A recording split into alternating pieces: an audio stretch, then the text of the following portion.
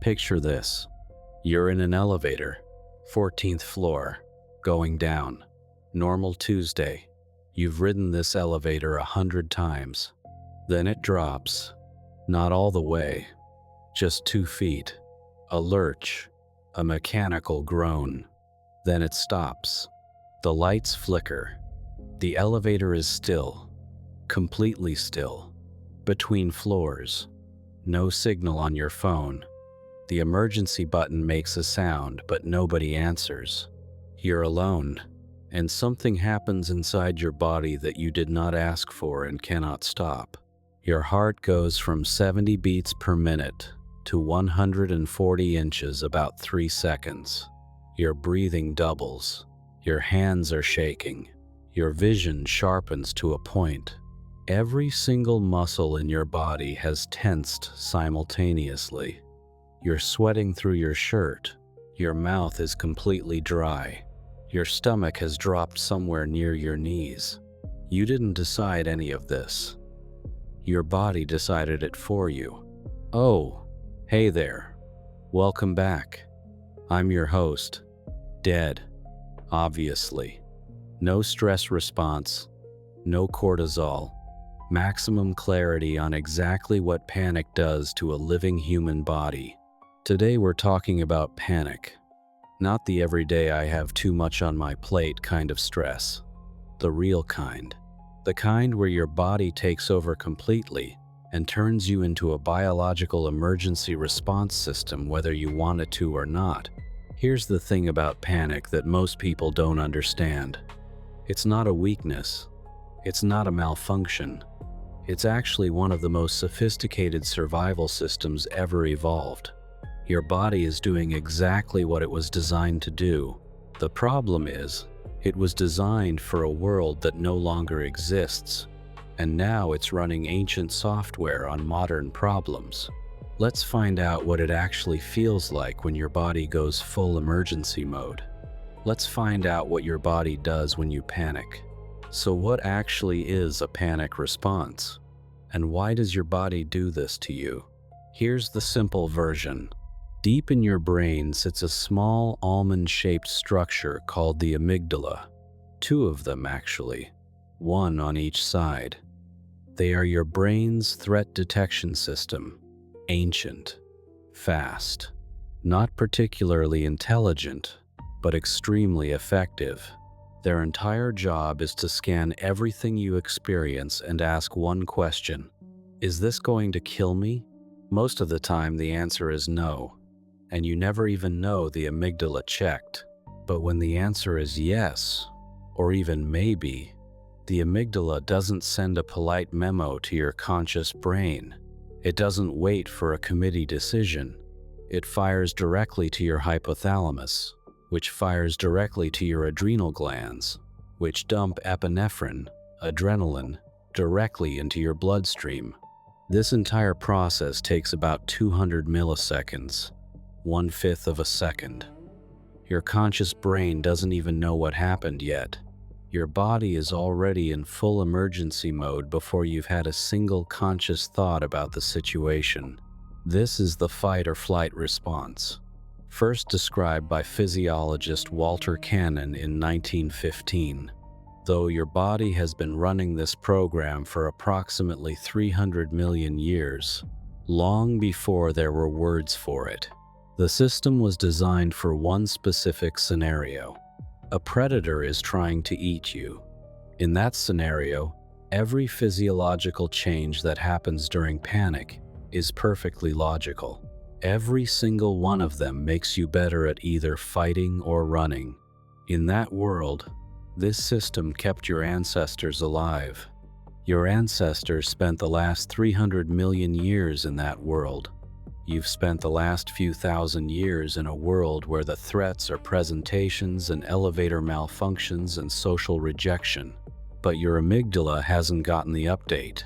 It's running the same software for the same threats in a world where those threats no longer exist. And the result is that your body turns you into a prehistoric predator fighting machine when you're stuck in an elevator on a Tuesday. All right. Let's go system by system. Because panic doesn't just do one thing to your body, it does everything simultaneously. In about 3 seconds, 0 to 3 seconds, the trigger fires. Your elevator lurches. Your amygdala registers threat before your conscious mind has processed what happened. The signal is already traveling. Adrenal glands already receiving the order. Epinephrine already entering your bloodstream. Your heart rate jumps. Immediately. Dramatically. From your resting rate of maybe 65 to 70 beats per minute to 120, 130, 140 beats per minute in seconds. Not gradually. Immediately. Your heart is a muscle and adrenaline just told it to work harder than it's ever worked. Why? Because your muscles are about to need oxygen. A lot of it. Fast. Your cardiovascular system is preloading, getting ready to deliver. Your blood pressure spikes simultaneously. Your blood vessels constrict. Pressure goes up. Delivery speed goes up. Every muscle in your body is about to get a massive oxygen delivery, whether it needs it or not. 3 to 10 seconds. Your body starts redirecting resources. Your body is making decisions, fast ones, about where to send blood and where to cut it off. Essential systems for fighting are running. More blood. Now. Non-essential systems. Blood flow reduced immediately. Your digestive system gets almost nothing. You don't need to digest food right now. You need to run. Blood flow to your stomach and intestines drops dramatically. This is why you feel nauseous when you're scared. Your digestive system just lost most of its blood supply. It does not appreciate this. Your immune system gets deprioritized, not turned off, but reduced. Your body has decided that fighting infection is less urgent than surviving the next 30 seconds. Your kidneys get less blood. Your liver gets less blood. Your skin gets less blood. You go pale. Meanwhile, your muscles get flooded. Your legs, your arms, your core, oxygen-rich blood pumping in at elevated pressure. Your muscles are preloaded and ready. You haven't moved yet, but your body has already fueled up for maximum performance. 10 to 30 seconds. The chemical cocktail hits. Adrenaline is just the opening act. Your body is now releasing a cascade of chemicals that transform your physiology in ways that feel absolutely terrifying if you don't understand what's happening. Cortisol, your stress hormone, released from your adrenal cortex. It raises blood sugar by telling your liver to release glucose. Your brain and muscles need fuel. Cortisol makes sure it's available, right now, in large quantities. Norepinephrine, similar to adrenaline but with a slightly different profile, sharpens your attention, narrows your focus, increases arousal, makes you hyper-aware of your environment, every sound louder, every movement in your peripheral vision more noticeable. Your threat detection system is running at maximum sensitivity. Your pupils dilate, immediately and significantly. More light in, better vision. In the ancestral environment, this helped you track a predator in low light. In the elevator, it makes the flickering fluorescent lights feel blinding. Your bronchioles, the small airways in your lungs, dilate. Your breathing gets faster and deeper. More oxygen in. With each breath, more carbon dioxide out. Your blood is being oxygenated as fast as your lungs can manage. 30 seconds to 2 minutes. The full experience. This is where the panic attack, if that's where this is going, really hits, or where the acute stress response peaks if it doesn't escalate that far. Your hands and feet are tingling. possibly going slightly numb. Blood has been redirected away from your extremities to your core muscles. Less blood in your hands and feet. Combined with the rapid breathing, which is changing your blood chemistry, and you get tingling, pins, and needles. Sometimes actual numbness. Your chest feels tight, possibly feels like pressure.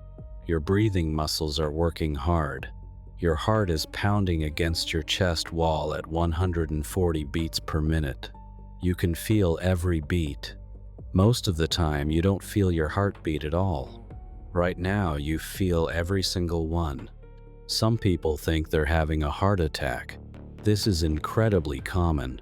The symptoms overlap: chest pressure, racing heart, shortness of breath, tingling in the extremities, dizziness. From the inside, a severe panic attack feels almost identical to a cardiac event. This is why panic attack patients frequently end up in emergency rooms. They are not overreacting. Their body is doing something that genuinely feels like dying. Your vision has changed. Tunnel vision is common. Your brain has decided peripheral threats are less important right now and has narrowed your focus to the perceived source of danger: the elevator door, the small space, the flickering light. Everything else blurs slightly. You may feel detached, dissociated, like you're watching yourself from slightly outside your body. This is called depersonalization, and it's extremely common during acute stress responses. Your brain is flooding with so many chemicals and processing so much threat data that your normal sense of self gets slightly disrupted. You still know who you are, but the feeling of being you feels strange, wrong, like wearing someone else's clothes. 2 to 10 minutes. Peak and plateau. If the threat resolves, your body starts calming down. If it doesn't, you stay in this state. And staying in this state is exhausting in a way that's very hard to describe until you've experienced it. Your muscles have been tensed and preloaded for extended physical activity. That physical activity never happened. You're just standing in an elevator. All that fuel your body mobilized, all that glucose your liver dumped, all those muscles that were loaded for running, none of it got used. You're burning energy at an extraordinary rate and doing nothing with it. It's like revving a car engine at maximum RPM while sitting in park, everything working at full capacity, going nowhere. You start sweating heavily. This is partly your body trying to cool itself because all this metabolic activity generates heat. It's also a primitive response. Predators use smell to track prey. Wet skin changes your scent profile. Your body is literally trying to make you harder to track by smell. Your body doesn't know you're in an elevator. It thinks you're in a forest. So, what does this actually feel like from the inside? The most consistent thing survivors of panic attacks and acute stress responses describe is the complete loss of voluntary control. Your body has taken over. You know intellectually that you are probably not dying. Some part of your rational brain is watching all of this happen and saying, this is a panic response. This will pass. You are physically fine. But your body doesn't care what your rational brain thinks. Your body has received a threat signal, and it is executing its emergency protocol, and it will continue executing that protocol until the amygdala decides the threat has passed. Your conscious mind has no override capability. This is the most terrifying part. Not the physical symptoms themselves, but the loss of control. The complete hijacking of your own body by a system you cannot consciously access or override. People describe it as drowning from the inside, watching yourself from behind glass, being a passenger in your own body. The most common description? I thought I was going to die. Not because the situation was actually life-threatening, but because every signal your body was sending was a death signal. Your heart screaming, your lungs gasping, your vision tunneling, your muscles trembling. Everything your body does when it's dying, all of it happening at once, while you're standing in an elevator that has now been still for 4 minutes and is probably absolutely fine. The emotional experience is equally overwhelming. Terror, not rational fear, not "I'm worried this might be dangerous." Pure primal terror that bypasses every rational thought you have and hits you somewhere much deeper and much older. Some people describe shame alongside the terror. Their rational mind knows this is a panic response. They feel embarrassed by their own body's reaction. This shame actually makes it worse. Shame is a stressor. More stress means more amygdala activation. More amygdala activation means more panic. The shame of panicking makes you panic more. Here's where the numbers get serious. Anxiety disorders are the most common mental health condition in the United States. 40 million adults, 18% of the population. Every year, panic disorder, the condition characterized by recurring unexpected panic attacks, affects approximately 6 million American adults, about 2.7% of the population. But here's the number that matters. Approximately 28% of people will experience at least one panic attack in their lifetime. More than 1 in 4 people. Most of them will have no idea what's happening to them when it occurs. Most of them will think they're dying. And here's what makes this particularly cruel. The panic response itself creates conditions that trigger more panic. Your heart is racing. Racing heart is a panic trigger. So your heart racing causes more panic, which causes your heart to race faster. Your breathing is rapid and shallow. Rapid, shallow breathing causes CO2 levels to drop. Low CO2 causes tingling and dizziness. Tingling and dizziness are panic triggers. So the panic response creates symptoms that trigger more panic. It feeds itself. That's why panic attacks can escalate so rapidly. And that's why simply telling someone to calm down during a panic attack is about as useful as telling someone with a broken leg to walk it off. The treatment that actually works? Slow breathing. Specifically, making your exhale longer than your inhale. In for 4 counts, out for 8.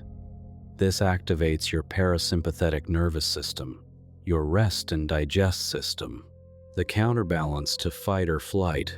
Slow breathing is one of the only conscious actions you can take that directly overrides the panic response. It works because breathing is one of the only autonomic functions you can consciously control. Your heart rate, your digestion, your blood pressure.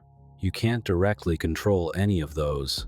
But you can control your breathing, and your breathing directly influences your heart rate and your nervous system state. Slow your breathing. Your heart rate follows. Your nervous system follows. The panic response starts to wind down. This is why every meditation tradition in human history involves controlled breathing.